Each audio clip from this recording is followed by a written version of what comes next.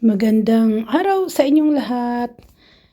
Ito ay nung Thursday, meron kaming pinuntahan papunta sa Semarang. Biglaang travel. Kami ay pupunta doon sa relatives ng husband ko. Ay merong namatay, ay kami ay condolence, makikiramay. Ganyan dito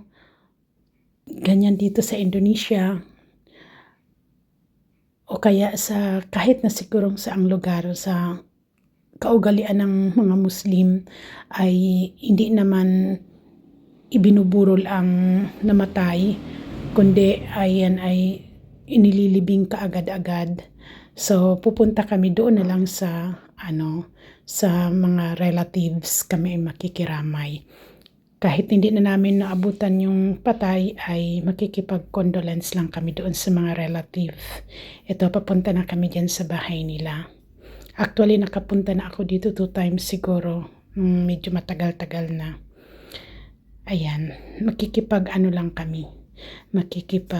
Makikiramay, I mean. So, salamat sa panonood. Hanggang dito na lamang. Kami ay sandali lang dyan Umuwi din naman kaagad kami. Mga 1 oras lang siguro kumustahan. Okay, thank you for watching.